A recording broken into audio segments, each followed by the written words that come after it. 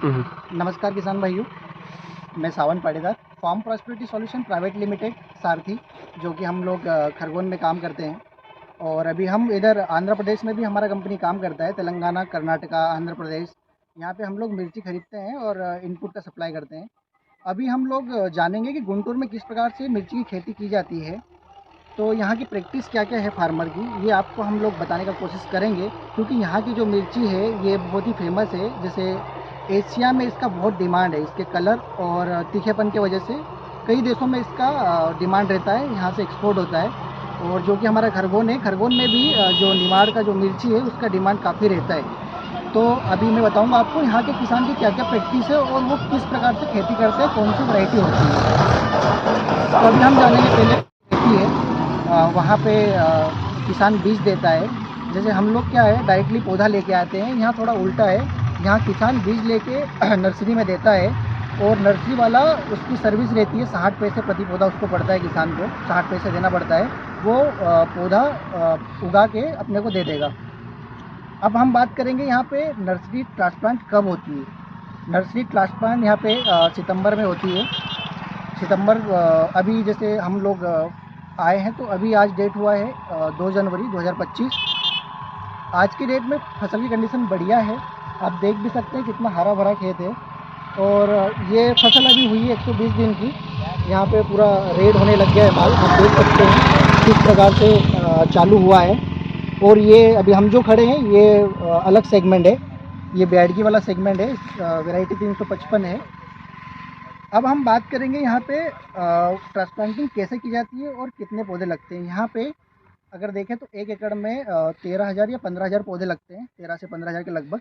क्योंकि यहाँ रो टू रो जो डिस्टेंस होता है वो 2.5 फीट होता है। प्लांट टू प्लांट डिस्टेंस है वो कम से कम 1 फीट 1.25 फीट होता है। इस प्रकार से ट्रांसप्लांटिंग की जाती है। ट्रांसप्लांटिंग होने के बाद यहाँ पे जो हम बात करेंगे फर्टिलाइज़र वगैरह और इस पे। अभी एक बात बता दें, सिंचाई के लिए यहाँ पर सिर्फ नहर होती है। यहाँ पे ट्यूबवेल वगैरह और ये चीज़ें नहीं है। ट्यूबवेल से यहाँ सिंचाई नहीं की जाती है, बहुत कम है वो। नहर के ऊपर डिपेंड रहता है। और ड्रिप इरिगेशन जो रहता है वो ड्रिप यहाँ पर नहीं है। जो लोग हम माइक्रो न्यूट्रिएंट वगैरह, एनपीके वगैरह जो हम लोग ड्रिप से देते हैं वो यहाँ पे नहीं है। यहाँ पे बिना ड्रिप का खेती होता है, डायरेक्ट सिंचाई होता है नहर के थ्रू। और अब हम बात करेंगे वैरायटी की। वैरायटी यहाँ पर देखेंगे तो तेजा सेगमेंट में होता है। जैसे ही हमारे खरगोन में माही जो माइक्रो सेगमेंट होता है, पद्मा या स्टार फिल्ड की शार्क वन वगैरह, ये जो भी वैरायटी है, या माही 56, नवतेज, तो सेम यहाँ पर वैरायटी आपको मिलेगी तेजा। वो उसको तेजा सेगमेंट बोलेंगे। थोड़ा कलर इसका तेज रहता है, तीखापन ज़्यादा रहता है। तो यही वैरायटी लगभग लगती है। सेम वैरायटी हमारे उधर लगती है, जो वही वैरायटी इधर लगती है। अब हम आगे बात करेंगे खाद की। यहाँ की खाद कैसा दिया जाता है, जो बेसल डोज़ है वो कैसा दिया जाता है और कितना दिया जाता है। बेसल डोज़ में हम मानेंगे तो यहाँ पे करीबन 30 बोरी खाद दिया जाता है, जिसमें डीएपी, यूरिया, मैग्नीशियम, कैल्शियम। यहाँ पे क्योंकि ड्रिप नहीं है तो कैल्शियम और मैग्नीशियम भी इसी के रूप में दिया जाएगा। जो माइक्रोराइज़ा है वो भी या तो स्प्रे में दिया जाएगा या फिर इधर बेसल में दिया जाएगा। कैल्शियम मैग्नीशियम भी बेसल में डालते हैं। टोटल 12 बोरी डालते हैं यहाँ पे। 1 एकड़ में 12 बोरी डालते हैं। 2 से 3 बोरी 3 से 4 बार में डालते हैं। इसके बाद हम बात करेंगे बीमारियों की। यहाँ पे लगभग सेम बीमारियाँ आती है जो हमारे इधर है। विल्ट वगैरह यहाँ भी है, लेकिन विल्ट यहाँ पे थोड़ा कम फैलता है। जो हमारे बड़ेदार बेल्ट में जो विल्ट का जो प्लांट जाता है वो पूरा 1 एकड़ में है तो पूरा कम से कम 50% चले जाएगा। यहाँ पे वो नहीं जाएगा, जो 10% है उसी में जाएगा। और अधिक पानी भरेगा तो ही जाएगा। दूसरी बीमारियाँ मेजर जो अपने इधर होती है वही इधर भी है, सेम है लगभग। अब इसके बाद हम बात करेंगे सॉइल पे। लगभग सॉइल सेम है इधर। Soil black and loamy red, लगभग हमारे जो पाटीदार बेल्ट में सॉइल है लगभग वही सॉइल है। क्योंकि ये यहाँ का सीड जो होता है वो हम वहाँ पे अप्लाई कर सकते हैं, वहाँ पे इसकी खेती हम कर सकते हैं। क्योंकि तेजा सेगमेंट हम हमारे यहाँ भी लगा सकते हैं और ट्राई इसको कर सकते हैं और खेती अच्छे से हो सकती है इसकी भी। अब इसके बाद हम बात करेंगे लागत और प्रॉफिट की। यहाँ पे किसान जो लागत है, लागत का हम देखेंगे तो करीबन 2.5 लाख के आसपास लागत होती है। जिसमें जितना भी एक्सपेंसेस है यहाँ का, जैसे लेबर का हो गया, दवाई का हो गया, ये सारी चीज़ें जो खर्चे जोड़ेंगे तो 2.5 लाख के आसपास जाएगा। और नेट प्रॉफिट अगर देखेंगे हम लोग तो नेट प्रॉफिट 1 लाख से 1.5 लाख तक होता है। ये एवरेज फार्मर है। इससे अच्छे बड़े फार्मर भी हैं जो 5 लाख का पकाते हैं। मैंने अभी 4 लाख या 3 लाख के एवरेज में बोला है, ये फार्मर 4 लाख तक पकाते हैं। लेकिन कोई फार्मर 5 लाख, 6 लाख, 7 लाख उस हिसाब से उसका एवरेज निकलता है। और इसके बाद हम बात करेंगे स्प्रे की।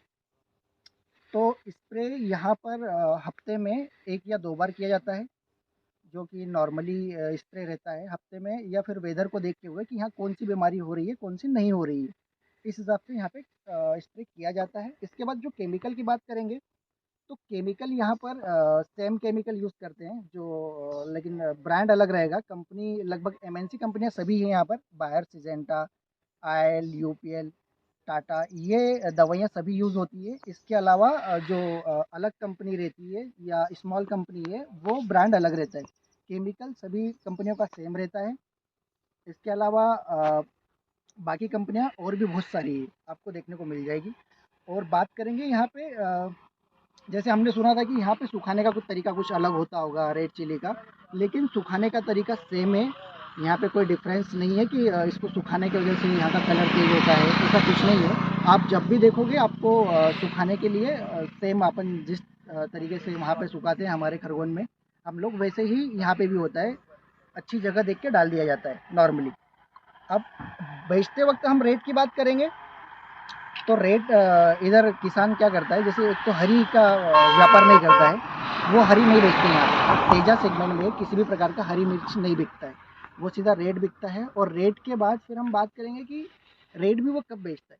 अभी उसका फसल आना चालू हो गया है, वो अभी रेट उसको ठीक लगेगा, क्योंकि अभी रेट 150 है तो वो नहीं बेचेगा। अभी वो लोग है ना मतलब कोल्ड में रख देंगे सारी मिर्ची, जितनी भी मिर्ची है वो कोल्ड में रखेंगे।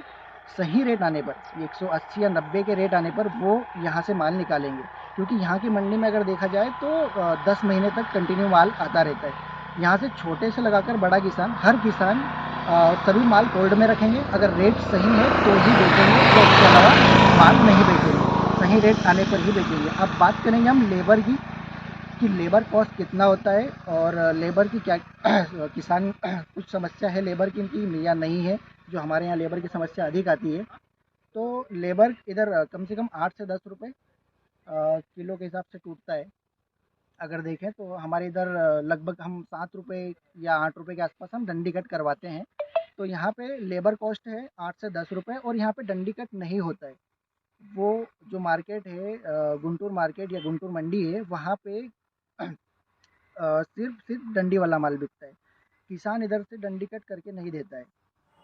2 टॉपिक हमारे छूट गए थे, और उसमें 2 टॉपिक में से हम पहले बात करेंगे ब्लैक थ्रिप्स पे। ब्लैक थ्रिप्स यहाँ पर दिसंबर में आती है, जो कि हमारे यहाँ अगर हम निमाड़ में देखेंगे तो ब्लैक थ्रिप्स हमारे यहाँ सितंबर, अक्टूबर नवंबर में काफ़ी दिखने को मिलेगी। तो यहाँ पर दिसंबर में आएगी, क्योंकि दिसंबर में यहाँ पर जो अगर उधर सितंबर में लेट सोइंग होता है, इस वजह से यहाँ पर लेट ब्लैक थ्रिप्स आएगी। अभी इतना मेजर समस्या नहीं है ब्लैक थ्रिप्स का, थोड़ा कम ही है। अब दूसरा टॉपिक हम बात करेंगे कि हमारे यहाँ ट्रांसप्लांटिंग या नर्सरी में, और यहाँ के ट्रांसप्लांटिंग और नर्सरी में समय क्यों लगता है, मतलब अलग अलग समय क्यों है। हमारे यहाँ मई जून में ट्रांसप्लांटिंग करते हैं, और यहाँ पर सितंबर में ट्रांसप्लांटिंग करते हैं। तो सितंबर में ट्रांसप्लांटिंग करने के 2 कारण हैं। पहला है एक क्लाइमेट यहाँ पर अधिक गर्मी रहता है, और दूसरा एक रहता है सिंचाई का। क्लाइमेट में हम देखेंगे तो अधिक गर्मी होने के कारण ये लोग नर्सरी यहाँ पर जल्दी नहीं डाल पाते हैं, बारिश आने के बाद ही डाल पाते हैं, तब तक मौसम थोड़ा ठंडा रहता है। दूसरी बात करेंगे ठंड की, तो ठंड के समय में भी यहाँ पे ज़्यादा ठंड नहीं गिरती है, जो कि हमारे यहाँ ज़्यादा ठंड गिरती है।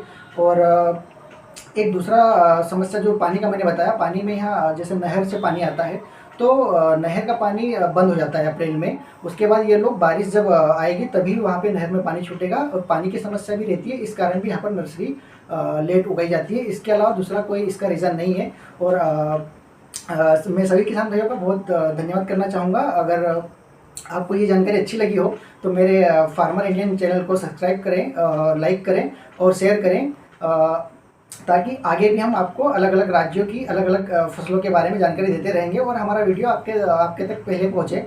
सभी किसान भाइयों का बहुत बहुत धन्यवाद।